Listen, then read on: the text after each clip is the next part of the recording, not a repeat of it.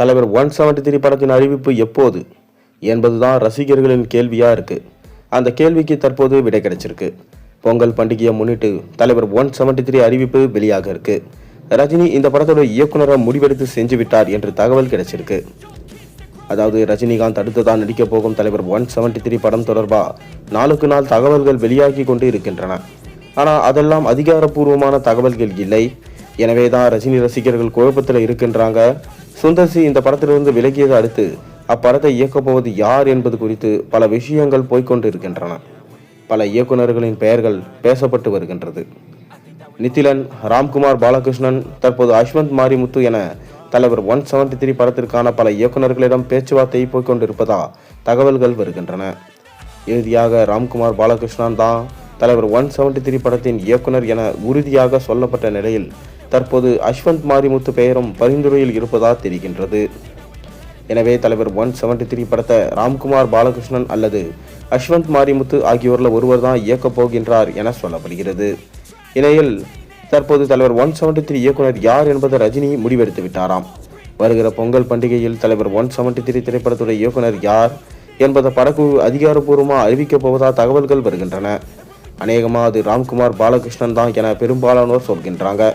ஏனென்றால் அஸ்வந்த் மாரிமுத்து சிம்புவை வச்சு ஒரு படம் இயக்க இருக்கார்.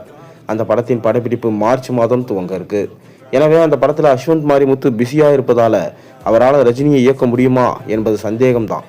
மறுபக்கம் ராம்குமார் பாலகிருஷ்ணன் சொன்ன கதை ரஜினிக்கு மிகவும் பிடித்தது மற்றும் கமலுக்கும் பிடித்து விட்டது என்று சொல்லப்படுகிறது. ஒரு சில திருத்தங்களை ரஜினி சொல்லியிருக்காராம். அதனையும் ராம்குமார் பாலகிருஷ்ணன் தற்போது சரி செய்திருப்பார் என்பதால அவர்தான் தலைவர் 173 இயக்குனராக இருப்பார் என பேசப்பட்டு வருகிறது. ஆனால் உறுதியாக இதுவரை எந்த ஒரு தகவலும் இல்லை.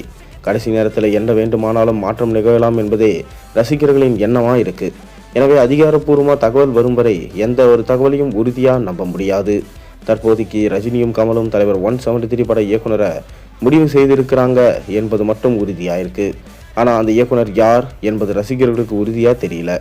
இன்னும் ஓரிரு வாரங்கள் பொங்கல் பண்டிகையை வர இருக்கு. அன்றைய தினம் இந்த படத்தோட அதிகாரப்பூர்வமான அறிவிப்பு வெளியான பிறகு இயக்குனர் யார் என்பது உறுதியாகிவிடும். அதுவரை ரஜினி ரசிகர்கள் சற்று பொறுமையா இருத்தல் வேண்டும்.